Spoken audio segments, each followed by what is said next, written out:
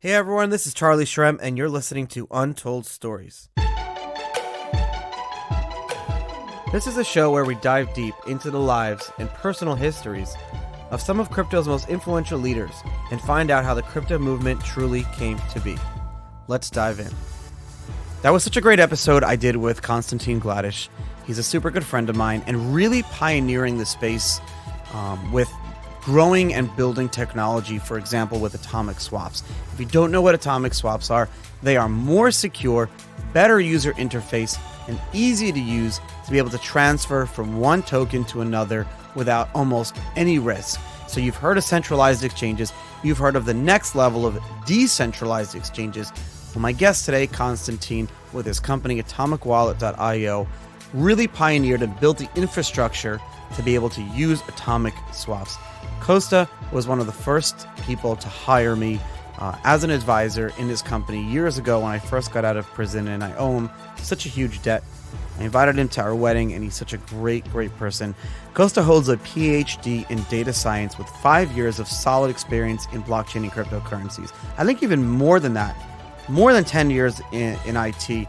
He's well known as the co-founder and CEO of Changelly, one of the largest cryptocurrency instant exchanges with over 2 million active customers monthly and $500 million in monthly turnover. But he didn't stop there. After with Changelly, he decided to take the next step and launch Atomic Wallet.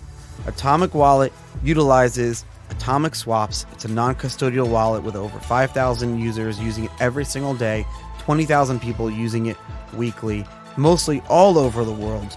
And we talked about that. We talked about how he got into the industry, how him and I actually met.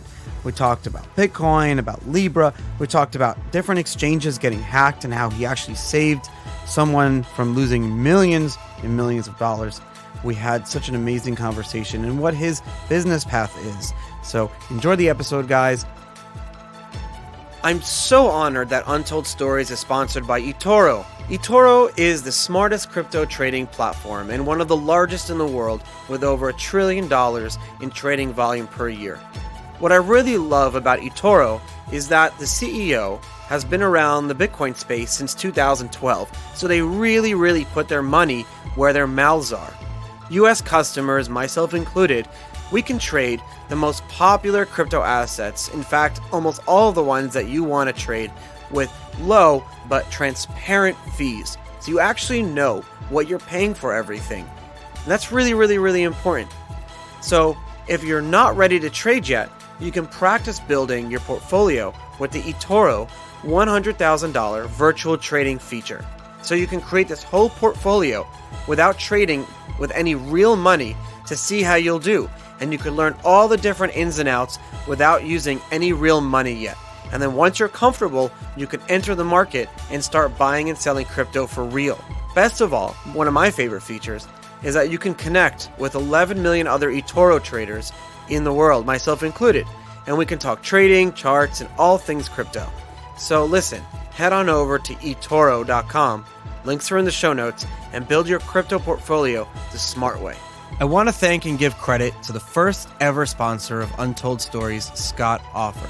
Scott is a Bitcoin mining consultant, and I really want you guys to check out one of his coolest apps that's free to use. It's a Bitcoin mining profitability calculator that you can check it out before you get involved in mining, or if you just want to learn more about whether mining is profitable and how it works. The website is cryptomining.tools. That's cryptomining.tools. You can enter your estimated uptime and get more realistic profit projections.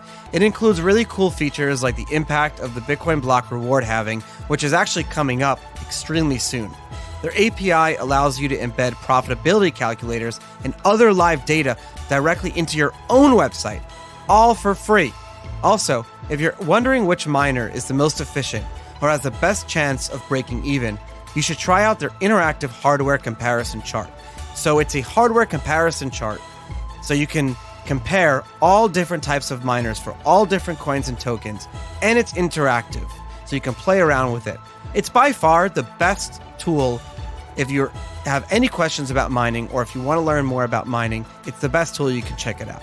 As a mining consultant, Scott helps you make data-backed business decisions. He will be involved in the process if you want to buy a miner, if you want to sell a miner, if you have miners that need to get into data centers. I mean, if you follow Scott on Twitter, even if you're not in the mining industry, you learn so much. I follow him. It's super cool. You can check it out on Twitter or Telegram at Offord Scott. That's OFFORD SCOTT. That's OFFORD SCOTT. Again, I want to give a special thanks to Scott. You were my first sponsor when the show was just launching. Thank you so much. Untold Stories wouldn't be here without the amazing production company Blockworks Group. A few months ago, I approached Blockworks Group and I said, hey guys, I want to do a show, Untold Stories. Can we make it happen? And these guys are the only event and podcast production company that I trust. Really, the show is powered by them, and it wouldn't be here today without the amazing work of the Blockworks Group team. So for access to all the premier digital asset conferences and to check out their other podcasts in their network that they produce, check them out at blockworksgroup.io. That's blockworksgroup.io. I promise you will not be disappointed. I'm super excited to have a really good friend of mine, Konstantin Gladych. I call him Kosta, on the show today. Kosta, welcome to the show. Hey, Charlie. I'm excited to be here finally. Kosta, you got into the crypto space, and in Bitcoin, you were part of the founding team. You're the co-founder of Changelly, which is one of the largest instant exchanges in the world today, with over 2 million active customers monthly, and a huge amount, hundreds of millions of dollars in monthly turnover. And then you ended up, moving on. And instead of being the founder of a company that was part of a larger organization, you decided to not only start AtomicWallet yourself, and you've grown it to having, around 5,000 users daily, which is a huge amount all over the world. But you're also on the forefront, and you made people believe that atomic swaps, and I want you to tell us what atomic swaps are and why they're so important. You really made most people believe that atomic swaps can be a consumer product that we could all use, because atomic swap, up until really AtomicWallet launched, atomic swaps were one of those things that we kind of said, yeah, it's a cool idea. It's, being able to go from one coin or token to the other, from one blockchain to another, transferring Ethereum for something else. It sounds cool without needing a centralized exchange, but in practice, how does it work? And how do you make the user experience good enough in these earlier years, going back 3-4 years ago? How do we make the user experience good enough where people would be comfortable using it on a day-to-day basis? Yeah, that's a really good question, Charlie. When I started AtomicWallet, we just thinking what I'm excited about the market and what I'm excited. We saw a lot of hacks of different exchanges, stolen funds, blocked accounts, and etc. And we see and regulation is becoming stronger and stronger, like KYC, AML, and just. And we saw a few tweets from Changelly, Satoshi, Litecoin inventor. They just tweeted about, now we have atomic swaps between Bitcoin and Litecoin, or between Litecoin and Decred or something. And I just saw how people like it, how they like idea. It's no counterparty and no centralized middleware involved. You shouldn't trust anyone. You should trust on the technology. And from my opinion, it's like a spirit of the crypto. It's decentralization, and it's if you send one Bitcoin to any centralized exchange, you don't own this Bitcoin. And we started to research how does that work? Okay, so let's take a step back, because a lot of our listeners, Kosta, are new to Bitcoin or new to crypto, and they don't really understand things. So I like to kind of break things down and explain. So there are a bunch of different type of exchanges, and I think you're the perfect person to really explain to everyone, the landscape. So let's talk about trading Bitcoin And for the purpose of this conversation, let's just use the word Bitcoin and crypto for one. So when we talk about trading Bitcoin, we're talking about trading anything. Again, just to make it easier for the conversation, so we don't have to say crypto or all these tokens and coins or whatever. So up until now, or up until a few years ago, and you've seen so many hacks. Almost every type of trading happens on centralized exchanges. Then there were decentralized exchanges. Then there were atomic swaps. Can you talk about the difference between the three, kind of how they work, what the problems are, and what you did to change that? If you just look at 5 years ago, it was a huge Bitcoin dominance on the market, about, I think, 90% or 95% of all the trading volume. It goes from Bitcoin to United States dollars or any fiat currency. And for sure, it's possible only on centralized exchanges. You cannot deposit dollars to blockchain. So when the market started to change, like the Bitcoin dominance went down, and new type of assets, new type of technology appeared at the time. The more exchanges just started to integrate another coins, not Bitcoin, but so-called altcoins. And people started to trade Bitcoin against some other altcoins like Ether or Litecoin. And it's also happening on centralized exchanges at the time. And centralized exchanges, they still have maybe 90% of the market share. But once you deposit any crypto, even at Bitcoin or any other altcoin, to the centralized exchange, you don't own that money, actually. It's like a bank. Like keeping money at a bank. Right, exactly. And it's a big concern for me. Like, crypto is decentralized, but most of the operations are still happening on centralized services. Like, a few huge companies still control the market, and it's a huge risk for everyone.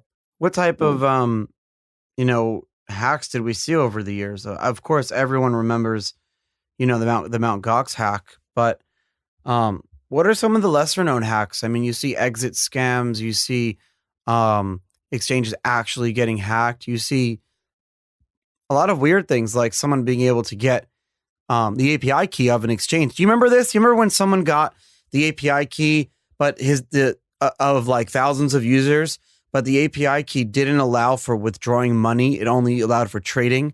So what this hacker did was he pumped the token, some random token, like super high from all these people's accounts. He used all their Bitcoin and dollars to pump this token like 1,000%.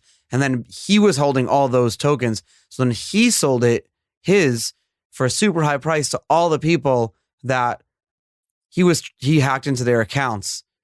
Do you remember this? It was like a year ago or 6 months ago. It was on Binance, maybe. I don't remember the exact situation. But some crazy things happen. Yeah, but I know a few trading services. They own the API keys exchanges, and they own a lot of API keys. They control a lot of funds, and they can pump everything easily. And it's the same situation. Like, you trust some third-party service, you trust your funds some third-party service. Can you trust decentralized exchanges? Do they work?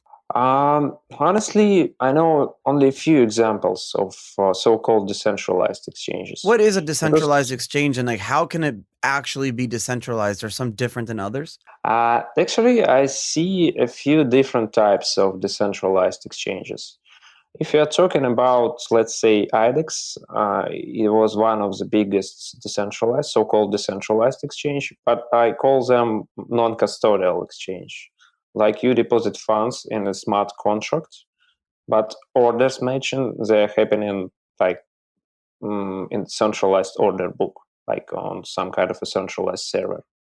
And it's so-called non-custodial exchanges. I like the idea because you can trade with trading bots, and but you don't care that your funds can be stolen, at least. And another part of decentralized exchanges, like fully decentralized exchanges, when the order book is located on chain. Like, if you place any order, so it's happening in transaction and it reflects on the blockchain. How does it work on a decentralized exchange? Because a lot of people are reading about it, but they don't really understand. So with the normal exchanges that we see all over, Binance, Kraken, you have not Mount Gox, not Mount Gox anymore, but you have you have thousands of exchanges. You have BitThumb, and you have OkiCoin, and you have Coinbase Pro and Gemini, and you have all these exchanges. But these are places where you have to deposit your Bitcoin or your crypto, deposit your dollars, and trust them. And a lot of them are like in the United States or Western Europe somewhere, and they're regulated and they have banking and you trust them somewhat. But I mean, Costa, let me ask you a question. We saw like 2 exchanges in Canada or in the past year that either got shut down or exit scams. There was the one last week. There was the Epstein one. It was like $12 million. And then there was Quadriga CX. And Quadriga was like, I forget, there was a significant amount of money, $50, $100 million. I forget the exact number, run away with. No one knows where it is. I mean, did the guy die? Is he living in India somewhere? Is he living on a beach? I mean, but Canada is a Western, country. It's first world regulations. I don't like that term first world, but no one would think that a regulated exchange in Canada would exit scam. And no one would think that 2 of them would exit scam over the past year. I can't believe it. Yeah, it's I can't believe it too, because Canada is super regulated country, and you cannot just hide your body from Canada or from United States customers.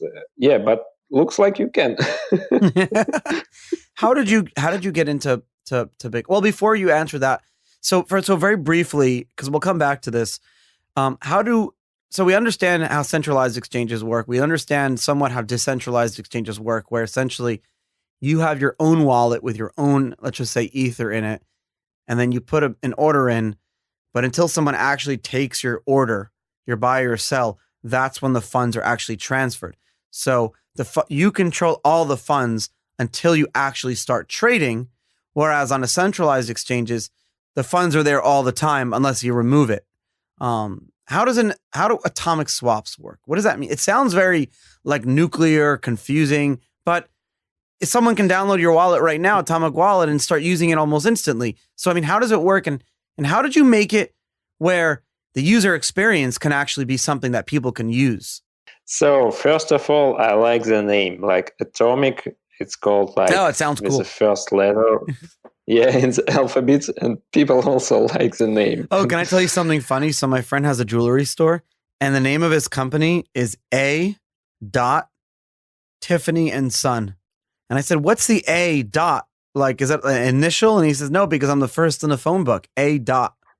A dot. Yeah. So you should be true, like A dot Atomic Wallet. You'll be always first. Yeah, that's true. When I see the lists of the wallets on some websites, I usually see Atomic in the first line, and I'm happy. Like, whoa, that's the right name. Started with the A. That works. No, it's actually very brilliant to name your company with the first letter of the alphabet. So, well, in Russian, how is Atomic Wallet spelled, and is it also the first letter? Yes, it's the same. I think A, it's the first letter in the most languages all over the world. Perfect. So how do atomic swaps work? Very, don't get super technical. Mm-hmm. Well, you can get a little bit technical. Okay. I think everyone's pretty smart who listens to the show. They'll get it. Explain in a few words, like simple words. So first of all, you should understand that in Atomic Wallet, you fully control your private keys. Like, you own your crypto, you control your private keys, and private keys never leave your device. So they are encrypted locally. So what does it mean? Like, nobody, only you have access to these funds. And Atomic, it's just an interface to sign your transactions and then placing them on the blockchain. That's the main difference between storing money in Atomic Wallet and on any centralized exchange. Like, we called it like your keys, your crypto, like be your own bank in Atomic. So Atomic Swap, it's some kind of technology when you make some kind of a transaction on the blockchain, like you place some money in some kind of escrow. escrow smart contracts or time-locked contracts. So let's say it's escrow, because most of the people, they know what is escrow. And once you place the funds in escrow, another side, you want to trade against someone, see, okay, this guy just placed funds in escrow. He just do a check of the escrow, and everything is happening automatically through the simple interface. And once another side like see, okay, everything is okay, so those guy willing to transfer, let's say, 1 Bitcoin to my address, once I deposit money to the same escrow on another chain. Like other side, just deposit funds to the smart contract.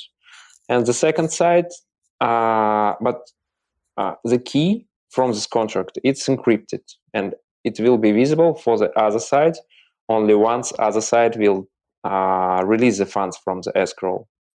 So other side just releasing funds, and the key is visible for everyone. And the second And it all side, happens on the chain? yes, it's everything is happening on chain. Like all the records, all the transactions you see on chain. And it's impossible to steal this money because they are locked, and on the other side can unlock them. So technically, it sounds a bit complicated for users, but if you just You did all the work for them already. You built it all. it's always so. My mission is adoption of the technology for the regular users, for the mass market. And you talk about adoption, and I want to understand why. And I'll preface the question because, I mean, you got into the space. You actually ran an exchange before Changelly, but then you co-founded Changelly, and it became one of the largest companies in the space. And Changelly, with Changelly, you took it the next step. So the first step was like centralized exchanges. Changelly allowed for instant trading, but there's still a risk, right? So it removes a lot of the risk. So for example, you have Bitcoin, you want Ether, you go to Changelly, you don't have to create an account or whatever, or you create an account, but it's really easy to do. Takes a few seconds. You create an account, you say, I have Bitcoin, I want Ether. You put in your Ether address, your Ethereum address. You send Bitcoin to Changelly, and within a few minutes after a confirmation, Ether gets sent. Very easy. So it's not a centralized or decentralized exchange. It's an instant exchange that's centralized, but the risk is shorter and lower. But you weren't satisfied with that. I mean, you were running this company for a while. I worked with you. We worked together for almost a year growing the company. I came on as an advisor and I loved it. But you took it a step further. You said to yourself, if this adoption is going to actually grow, we need to get security better, privacy better, and risk of stealing customer funds lower. So I'm going to start AtomicWallet. Why? Why would you do that? Like, aren't you tired? Yeah, so basically you're right. Yeah, you're absolutely right, because I was a bit tired after the previous hype. Like in Changelly, we grew up like 100 times in less than a year. And like, let's say we have 10 people in a team, and tomorrow your customer's number will grow up 100 times, and like it's going like a crazy business. And I spent about one year in this hype, and so I decided to step down. And actually, I have some disagreement with Changelly main investor. But I guess I didn't think that you would start another company so quickly to do what you were doing before, but better, more secure, and better for the community itself. Most people would take some time off and travel the world or whatever, and maybe do something a little bit different or join a team. You're like, nope, I'm doing it all over again. And I mean, that's your general business path. Seems like to be starting companies. Where did you get that drive from? Where did you get that from? Was it something from your childhood growing up? Tell us about that. Yeah, I think so, because I started entrepreneurship like maybe over 10 years ago, like almost from the beginning, like when I finished the university and I got a technical education. But on the last years of the university, I already started one company. Then just we closed that company. I started the next company with my old business partner. And so I'm always just trying to find something to build something new and to be the owner of the business, just to choose my own way, like how I want to do this. And I just don't want to ask anyone, like, or anyone shouldn't tell me like what to do. And that's why I like this way. And that's the only way for me. I don't see any other ways, like to build something. That's a great quote. You said, I don't want someone to tell me what to do, because I feel the same way. Yeah, and I think it's the nature of myself. So, and let's get back to, okay, when I finished Changelly, I started Atomic, and what was the reason of that? Uh, yeah, once I just did an internal exit from Changelly. So Atomic at that moment, we almost built the main platform. We built all the interfaces. We just wrote down all the smart contracts for Atomic swaps, and everything was ready to launch. And we even got a Twitter with 1,000 followers at the time, and people just Nice. they're just waiting for the solution, and they're waiting. I think they like atomic swaps, and many people like we are doing something new and we are doing adoption for technology. But at this time, many people they are looking for multi-currency wallet, simply for the non-custodial multi-currency wallet, because it was like only a few wallets who supports many altcoins, and most of other wallets they support only a few.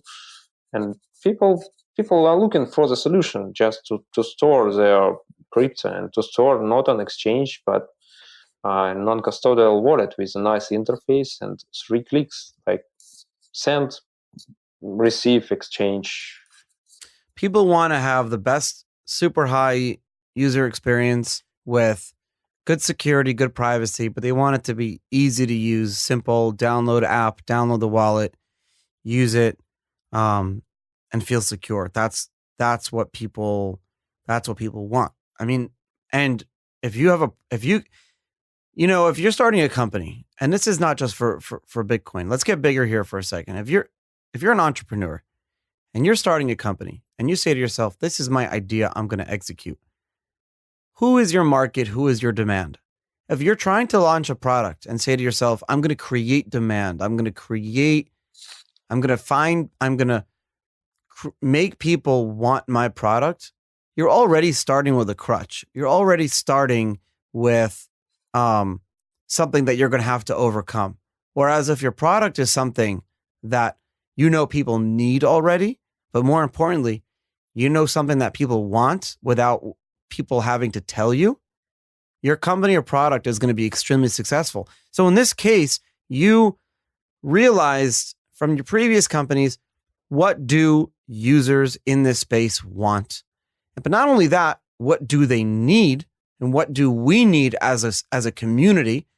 You married the two together, and then you launched the company. And it's been very successful, and it's what people like. You have to know what people want without those people even knowing what they want. You just have to know and give them what they want. Give the people what they want. That's what they say. That's like in a famous movie. Yes, absolutely. I totally agree with you, Charlie. You should feel your customers like very well, like, and but you also should have some kind of a vision. You should know where the market will go. Like, you should expect that movements, and it's like you can open the company in a like so-called red ocean, where a lot of competitors and everyone is doing the same, like but you see, okay, it's a business model, it's like a proven business model. You can easily do some kind of a business. But if you wanted to build something new and something huge, you should have a vision. Like, you should understand where the market will go next 5 years, or at least a few years. I'm so honored that Untold Stories is sponsored by eToro. eToro is the smartest crypto trading platform and one of the largest in the world, with over $1 trillion in trading volume per year. What I really love about eToro is that the CEO has been around the Bitcoin space since 2012, so they really, really put their money where their mouths are. US customers, myself included, we can trade the most popular crypto assets. In fact, almost all of the ones that you want to trade with low but transparent fees. So you actually know what you're paying for everything. And that's really, really, really important. So if you're not ready to trade yet, you can practice building your portfolio with the eToro $100,000 virtual trading feature. So you can create this whole portfolio without trading with any real money to see how you'll do. And you can learn all the different ins and outs without using any real money yet. And then once you're comfortable, you can enter the market and start buying and selling crypto for real. Best of all, one of my favorite features is that you can connect with 11 million other eToro traders in the world, myself included, and we can talk trading, charts, and all things crypto. So listen, head on over to eToro.com, links are in the show notes, and build your crypto portfolio the smart way. I'd like to thank my sponsor of Untold Stories, Scott Offord. Scott is a Bitcoin mining consultant and provides managed miner hosting services in Texas. If you need to get at least 25 megawatts of miners online in the next 3 months, Scott wants to talk with you right now. Contact him on Telegram or Twitter at OFFORDSCOTT. He's offering an all-in rate of 6.5 cents per kilowatt an hour. Wow, that's like super cheap. That's like electricity cost in the Arctic, where things are automatically cooled because it's so cold. So he's offering 6.5 cents per kilowatt an hour without any capex required. Or if you commit to $170,000 per megawatt up front, he can get you a rate of 5 cents per kilowatt. Am I reading that right? 5 cents per kilowatt? That's unbelievable. Scott can get your first 25 megawatt hashing within 16 weeks from the date of signing. All the infrastructure, power lines, substations, water lines, and buildings are fully owned by the hosting company. By the end of March 2020, they will already have 150 megawatts online in Texas. This is such a super cool ad to record because my listeners are learning about mining now. Like this is really interesting. I didn't even know half this stuff before I met Scott and he started sponsoring the show. So make sure you check out Scott on Telegram and Twitter at OFFORDSCOTT. And Scott, thank you again for being my first ever Untold Story sponsor. Where is this market going to? Usually I ask this question at the end of the episode, but you have some really big ideas on where you think the market and the industry is going to go. I mean, where do you think it's going to go? I had Vinny Lingham on the episode. I just released it today, and he's like, 2020 is going to be one of the most difficult years for Bitcoin and crypto in general. I mean, where do you see us in a year, 5 years, 10 years? Even maybe in the short term, the industry is experiences some lack of interest and lack of new ideas. Unfortunately, like the previous huge idea was invention of Ethereum, was the smart contracts, was the tokens. Everyone can create his own token and write some kind of a smart contract, and it drives all the market. Honestly, I don't see the huge ideas on the market currently, like it's similar to the smart contracts. I expect the adoption of the technology for sure, and I see so many people, especially from the Bitcoin community, that don't like Ether. But I like the innovation, and so I hope that decentralized finance will grow. But it's not much. It's not enough for the industry. So I expect for so-called enterprise coins, like what's an enterprise coin? Let's say you're a huge organization and you just want to issue your own token to use it token between your workers or your customers. Let's say like Facebook trying to do with Libra. It's some kind of enterprise coin. You think other major companies will do something like this, like large global organizations, like not just Facebook? Do you think they'll launch their own coins? Yeah, once they see the Facebook will succeed with Libra anytime or any region, they will try to do the same.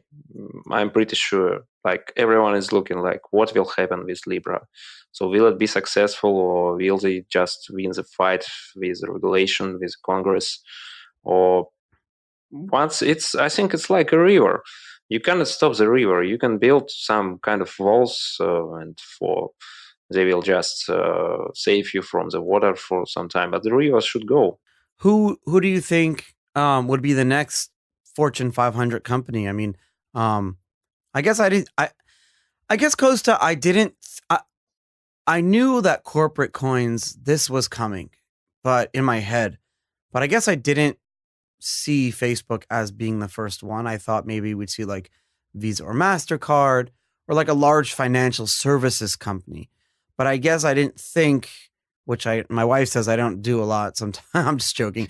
I didn't think that a social media company would be the first company to launch their own coin to get in the financial services space. I mean, what do you, not to spend too much time on it, but what do you think of Libra? Because a lot of my guests love it. Some of them hate it. It goes back and forth. Everyone's different. At the same time, I love it and I hate it. I love it for the mass adoption. I love it for the idea that some huge company should push the industry to the next level. And so you see the congressmen, they don't afraid about the Bitcoin because they suppose the Bitcoin is too small for them. But when they see like Facebook, they're going to launch their own cryptocurrency and it's a threat to United States dollar. And they just started thinking like, what can we do with this? Should we control it or? But it's a huge step for the industry. That's what I like it. A positive or a negative step? In terms of industry growth, it's a positive step. In terms of government's control or Facebook control or Libra, it's a negative. Because people, they don't really care. Is it centralized or decentralized? Who controls this currency? Is it controlled by 10 Facebook validators? Like it's quite centralized. Or is it not controlled like a Bitcoin? And it's what's the supply? Is it limited or not? Like, can we print more money? Or what's the difference between dollar and Libra? Nothing. That's true. I'll tell you what the difference is. You ready for my answer, Costa? I'll tell you what the difference is. Sure. The difference is what I learned from Libra and watching the government, hearings and listening to the feedback on Twitter and just being all over. My first thought was, you ready? Wow.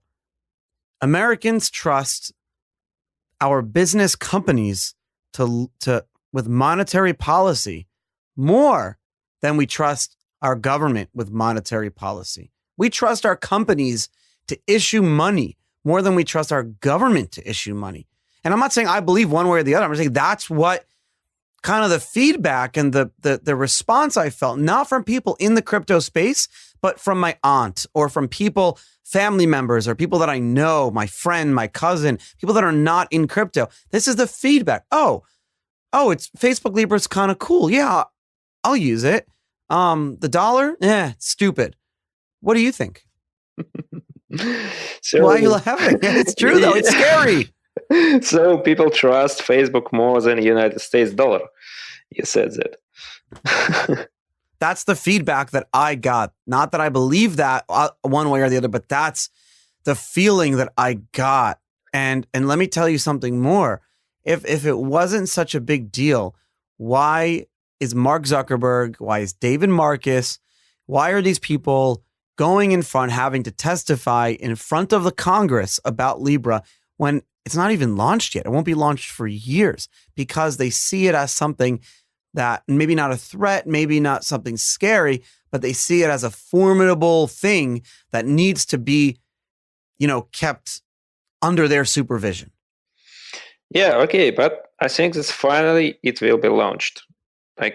Yes, it will. I think it will. I think it'll launch, and I think it'll be very controversial, and it'll launch, but it will. Yeah, it will. It will. And at the same time, like if you remember, and the next day after the Facebook, after that Mark Zuckerberg had a conversation in Congress, like China president, he told like, okay, we will invest everything in the blockchain and we will issue our own currency and the blockchain. Yep.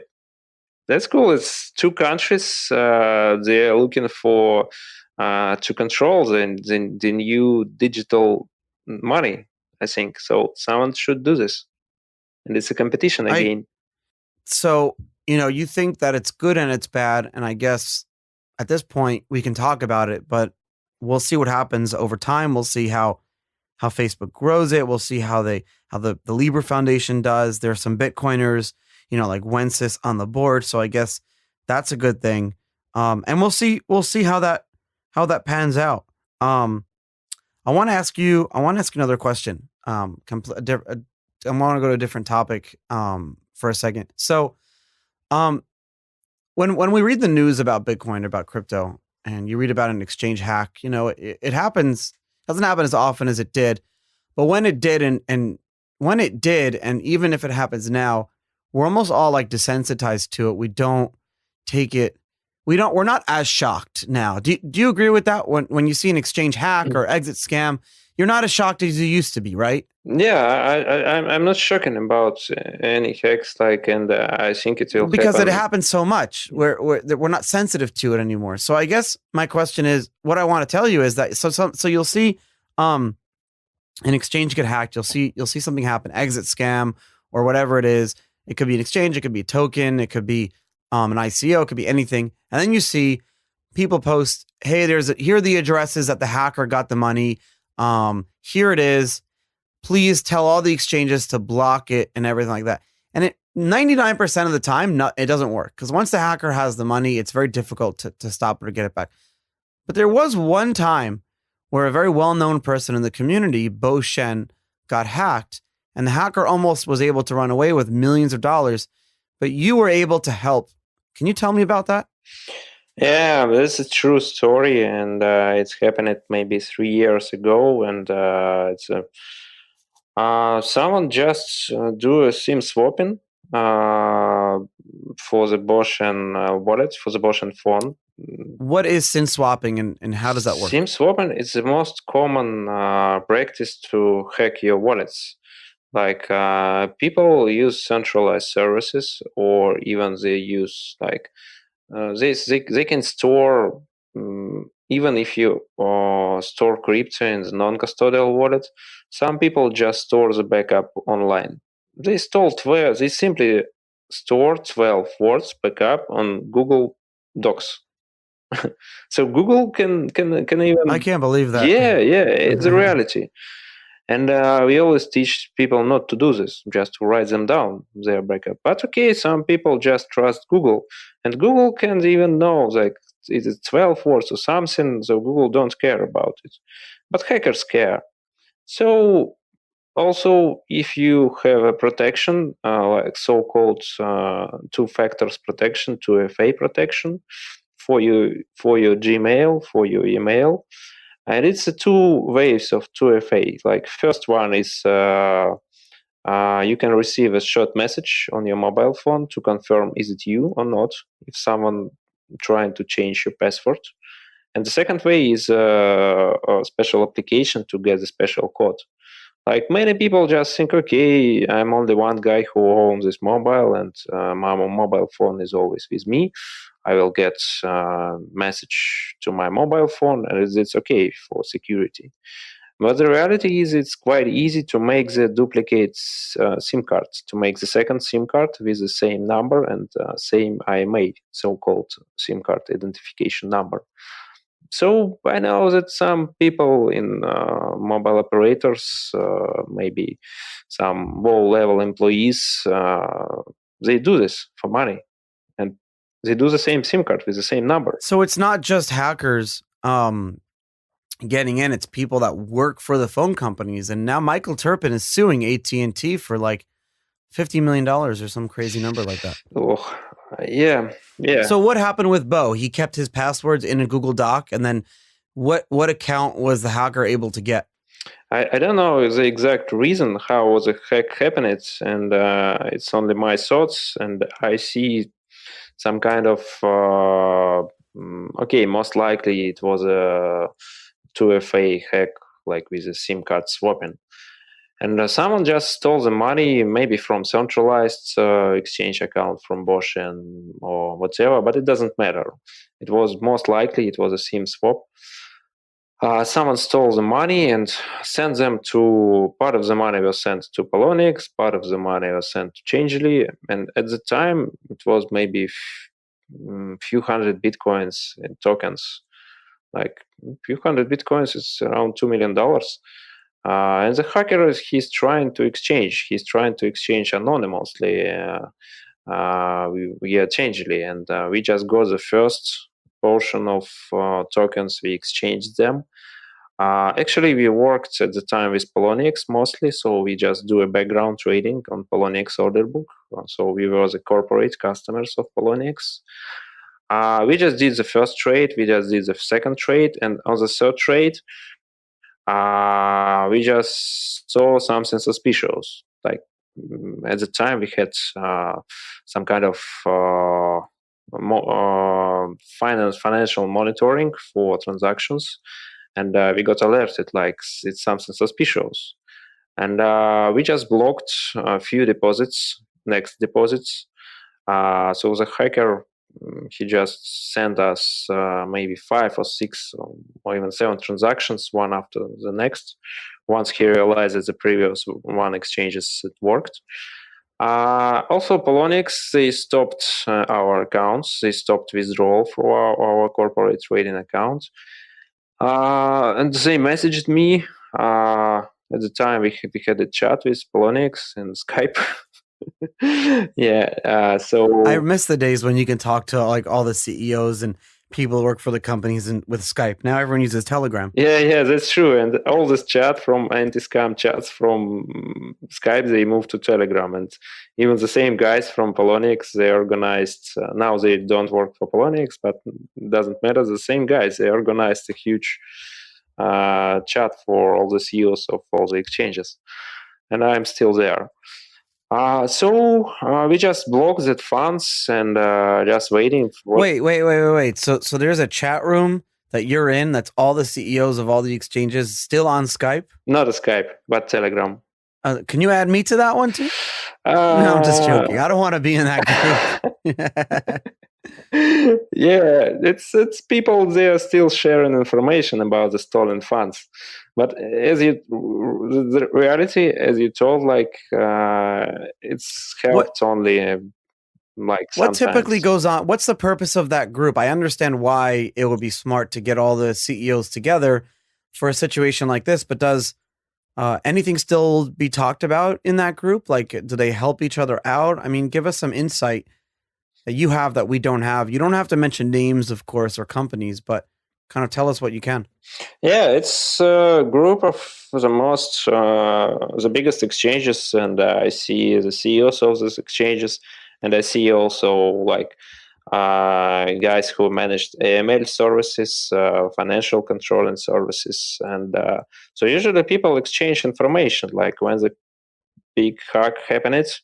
So they share information like, guys, here's stolen funds addresses. So if someone got deposit from these addresses, please block them. But sometimes it works, sometimes not. I think honestly, I think it's not so effective. Like if it's a huge hack, like 7,000 Bitcoins from Binance half a year ago, maybe it's pretty easy to track that funds. Like even if you send the funds on various addresses, it's pretty easy. But if it's not so big hacks, you can easily do a coin mixing with different addresses. Some services or wallets, they allow you to do this even with a Bitcoin. And in some cases, it helps, but not all the time.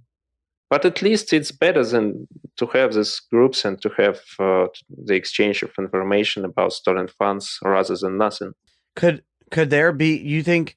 Do you think there could be something? Do you think there could be something where that group could be used negatively, like government try to come in and say, "Hey, we want to blacklist this user because he's, you know." But I guess these exchanges have compliance offices already. So if there is someone who's trying to create an account at the exchange that's like a terrorist or something, or arms trafficker, the exchange really wouldn't open the account. In fact, dude, I can't pass compliance at a lot of places. Like I don't have a Coinbase account because they deny me.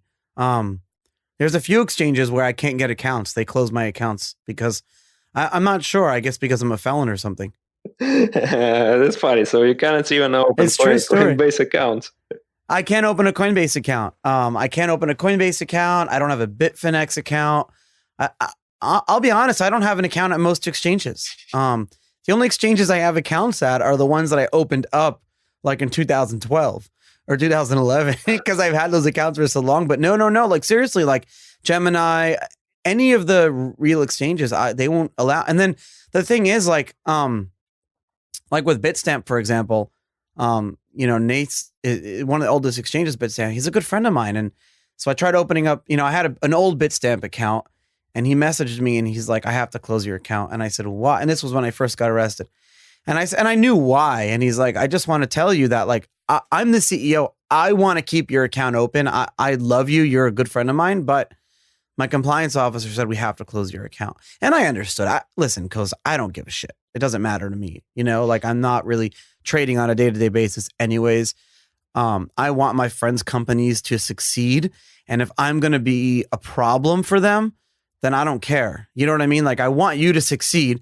And if my account is going to cause you problems, then don't give me an account. I don't give a shit. Yeah, so I totally understand you, Charlie. Yeah, for sure. If the governments they're asking to stop to close one's account, they just message the exchange. The compliance officer will do this for sure. And that's why I don't like custody businesses. Like someone can tell you, like, okay, close this operation. Yeah, I know that's a custody. Do you think we'll move away? Do you think we'll move away from custody exchanges and wallets over time? Do you think eventually, like long term, I'm talking about like super long term, we just won't have custodial exchanges anymore because it'll just become too much of a burden? Not just exchanges, but wallets or any services where there's custody, or will these companies say like we need to figure out how to be fully custodial so we don't have to deal with a lot of these regulations and stuff? Yeah, honestly, I believe in non-custodial services, at least in terms of the wallet services, because like it's the nature of the crypto. And I think that most people once at times they realize like, okay, you can buy coins on Coinbase, but to store that coins, it's better to use Atomic. And many of our customers, they just initially bought the Bitcoin or some other crypto on the Coinbase, and they moved funds to Atomic. And it's normal situation. So they realize, like, if you want to own your cryptos, like own your keys, like use non-custodial services. But in terms of speculation, in terms of trading businesses, and many people in crypto, they are still doing speculation, unfortunately. But I think it will be changed in the next years. Right now, I read a study on the block that right now, by the way, the block has good data, but it's expensive. But I think it's worth it. Maybe I'll try it out. It's like a few $1,000s a year. But anyway, sorry. They put out a good report that was free, but it's for people who pay. That says that the largest employer in crypto right now are companies that deal with speculation. So that's exchanges, that's trading, things like that. That's the largest employer. The companies that offer the most jobs in the crypto space are those companies. Do you see that changing? You're technically one of those companies, even though you're a wallet. But you also deal with atomic swaps and trading instant exchange. Do you think that'll change? Do you think that'll change over time? People will speculate less? Because now, like, speculation and trading crypto is a huge part of the industry. Huge part of the industry. I think it's the biggest part of the industry. It's still biggest part. And I saw this reports, and I also saw that a lot of people are still involved in mining companies. And yeah, mining is still really big too. Yeah. And what is good for us, like most of our operations in Atomic Wallets, it's happening on chain. Like we are running a few nodes, but we are not responsible for your money, and that's why I'm sleeping well. Like guys, I'm not responsible for money. Like you're responsible for your own backup, and I'm sleeping well of this. I provide you security solution with a simple interface. Yeah, but it's pretty cool. And another pretty cool thing, like Atomic is a decentralized wallet, so we can just see like 10 times more customers, or even like 100 more customers. We just add few nodes, like in a cluster of the nodes, and that's okay. And it's pretty easy to scale. And that's why I love non-custodial businesses. Yes, but for trading, I think many people will still use centralized exchanges, especially if you even touch fiat money. It's the best way for you to open account somewhere. And yeah, I think the industry will still exist on centralized trading services, and it's the only way where you can do a high frequency trading, algorithmical trading, and something else. But if the regulation became stronger and stronger, like as you see, many of huge exchanges like Binance or Huobi or OKEX, they just closed American operations. They just refused closed American accounts. And but people still like tokens, still like to trade somewhere, and here's DEX, okay, and it's a backup plan. That's what I see. Like it depends on the regulation. Where will regulations be in a few years? I don't know exact answer. I don't like politics. I don't like any kind of regulation, but I understand that it should be because the ICO times and many people got scammed, and it's only now the SIG they are trying to find those ICOs, and in terms of regulation, it should be something like to avoid scams, to avoid the direct scams. Like because the people are greedy, and so many people are still not well educated, and they don't know like what is crypto. Maybe I buy this coin or buy this token. Oh, they promised me the huge income. Like okay, I'll buy them. Oh, I got scammed. Like, and so the regulation should be. Uh, Even if I don't like it, but it shouldn't be some crypto anarchy.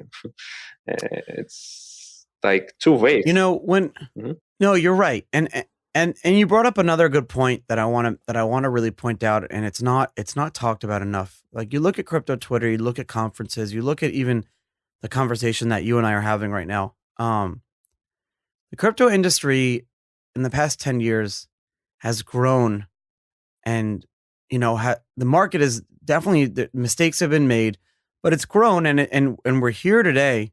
We are here today, even having this conversation. You're here today, the CEO of a large company.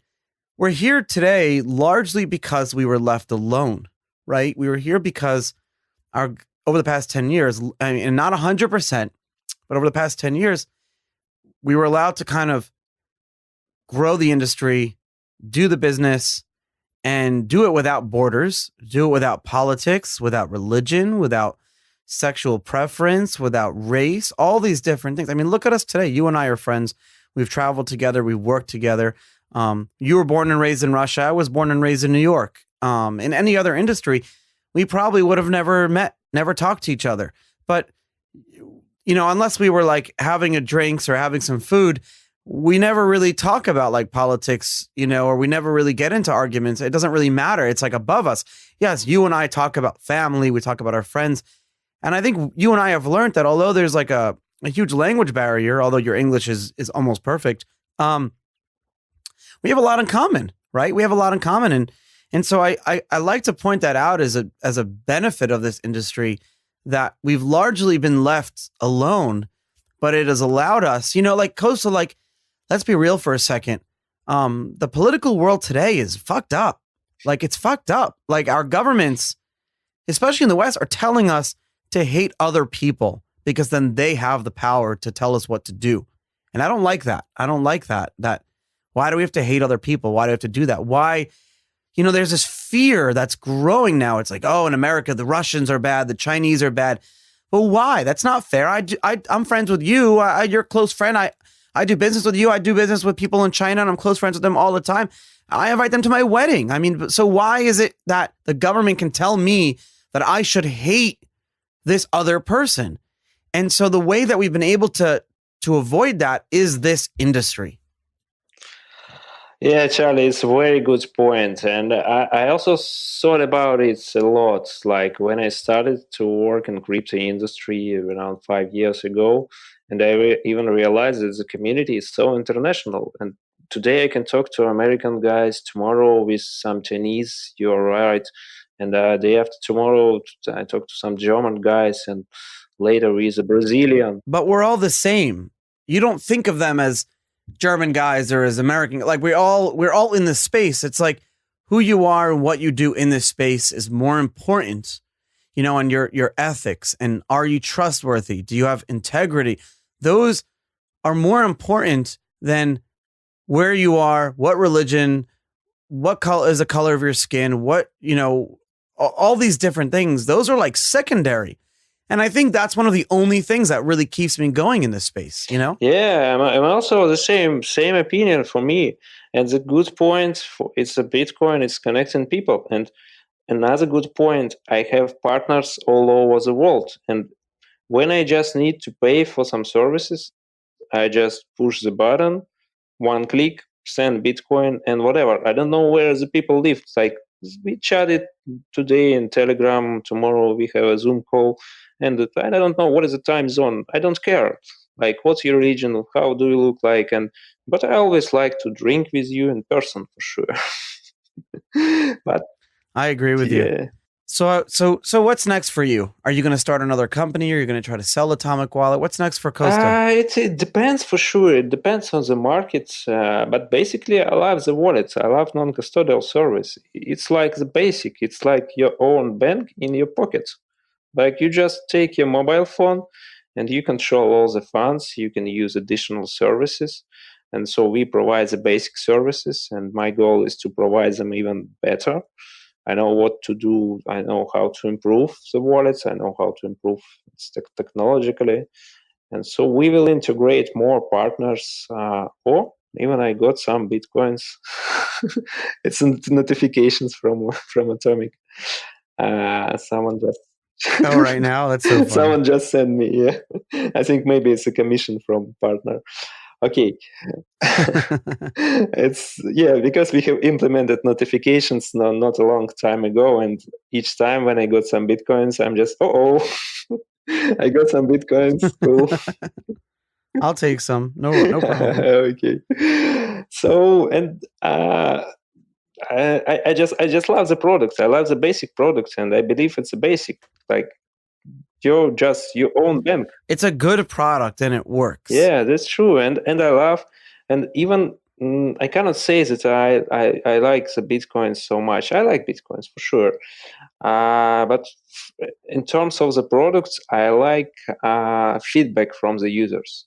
And sometimes I see like, okay, exchange volume is going down, Bitcoin price is going down, I should pay salary. I have 25 people or even more now in my team. And in 2 days, it's salary day. I should pay a lot for them. But